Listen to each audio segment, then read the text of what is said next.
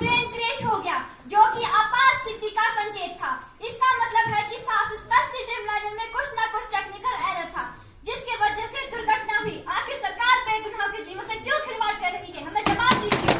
शिकायत कर देने मात्र से ही समस्या हल नहीं होगी, इसके लिए कुछ कड़े नियम भी बनाने होंगे। 1860 की धारा 354D के तहत और सूचना प्रौद्योगिकी अधिनियम 2000 की धारा 67A के तहत हमारी सरकार ने अपराधी को 5 साल की जेल व 5 लाख तक के जुर्माने के कड़े नियम बनाए हैं। लेसर द क्राइम, किसी अपराधी को तुरंत सजा न देने का मतलब है कि हम सब भविष्य में अगले अपराधी का इंतजार कर रहे हैं। वो तुम्हें डराएंगे, फिर मौत के करीब ले जाएंगे। तुम मांगोगे इलाज तो फिर मसीहा बनकर तुम्हारी सांसों का सौदा कर जाएंगे। धन्यवाद अध्यक्ष महोदया, आपने मुझे शून्यकाल में एक महत्वपूर्ण मुद्दे पर चर्चा करने का समय दिया। आज ईडी और सीबीआई जैसी खुफिया एजेंसियां सरकार के दबाव में काम कर रही है। वे विरोधी दलों के खिलाफ कुटिल चालें चल रही है। सरकार के इशारों पर ऑपोजिशन को क्रश किया जा रहा है। इनका ट्रैक रिकॉर्ड बिल्कुल खराब हो चुका है। विपक्ष के नेताओं के खिलाफ ईडी और सीबीआई की साजिशें अति संवेदनशील है। सरकार के इशारों पर इन जांच एजेंसियों के द्वारा उन पर भ्रष्टाचार, धोखाधड़ी और घोटालों के झूठे आरोप लगाए जा रहे हैं, लेकिन मामलों को साबित करने के लिए इनके पास पर्याप्त सबूत नहीं है। एक तरफ सरकार बड़े बड़े दावे करती है कि हम भ्रष्टाचार के खिलाफ जीरो टॉलरेंस की सख्त नीति पर काम कर रहे हैं। दूसरी तरफ हैदराबाद में 300 करोड़ की जब्ती का कोई दावेदार नहीं है। जाहिर है ये एजेंसियां सत्ता पक्ष के नेताओं को छूने की हिम्मत नहीं करती। इनका निशाना तो सिर्फ और सिर्फ विपक्ष है। आज ये बात हर किसी की समझ में आ रही है कि Indian democracy is in danger. इनका रिमोट कंट्रोल तो सरकार के हाथों में है। अंत में मैं बस इतना ही कहना चाहूंगी कि इस जग में जितने जुल्म नहीं उतने सहने की ताकत है। हम सागर से भी गहरे हैं। तुम कितने कंकड़ फेंकोगे, तुम कितने कंकड़ फेंकोगे। और यदि उनकी छवि साफ सुथरी है तो उन्हें डर किस बात का है? सीबीआई और ईडी निष्पक्षता, पारदर्शिता और बिना किसी दबाव के अपना कार्य कर रही है। विपक्ष हमेशा सरकार के कार्यों में अनावश्यक रूप से बाधा डालता आया है, जिससे देश का विकास बाधित होता है। और विपक्ष शायद एक बात भूल रहा है कि जब उनकी सरकार सत्ता में थी तो सुप्रीम कोर्ट ने सीबीआई को पिंजरे में बंद तोता कहा था।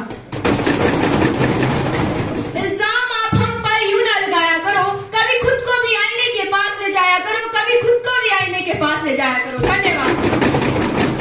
सदस्यों के सपना द्वारा स्थगन प्रस्ताव पेश किया जाए। रही है दूषित होकर, बेटियां रो रही है अपमानित होकर। नदियां सूख रही रो रही है अपमानित होकर। मातृदेवो भव संस्कृति धूमिल पड़ गई, नारी अस्मिता आज प्रश्न बन गई। बेटी को संभालो, जिम्मेदारी तुम्हारी है, नारी का मान बचाओ, ये जननी तुम्हारी है, ये जननी तुम्हारी।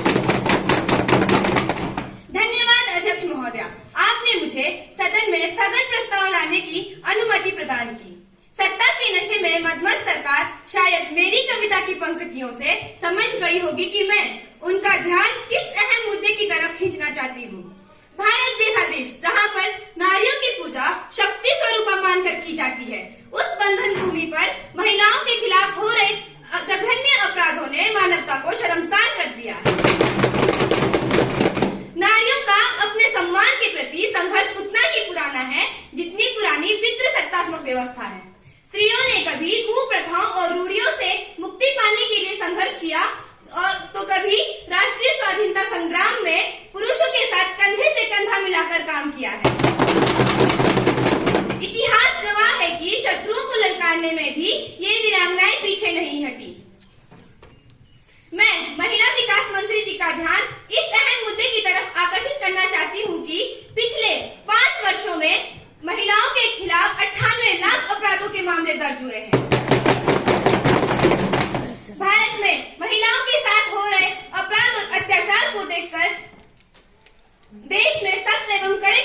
जरूरत है। आए दिन महिलाओं के खिलाफ अपराधों के मामले सुनने एवं पढ़ने को मिलते हैं, परंतु इन मामलों में पुलिस द्वारा सहयोग न करना और सरकार की चुप्पी आश्चर्यजनक है।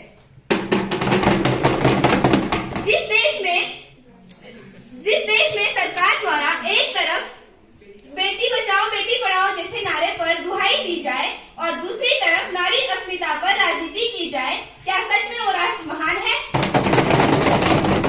सरकार को महिलाओं के साथ हो रही छेड़खानी, घरेलू हिंसा और अपराध का अंत करने के लिए कोई सार्थक एवं प्रभावशाली समाधान ढूंढना होगा, जिससे कि महिलाएं अपने देश की माटी पर स्वयं को सुरक्षित महसूस कर सके।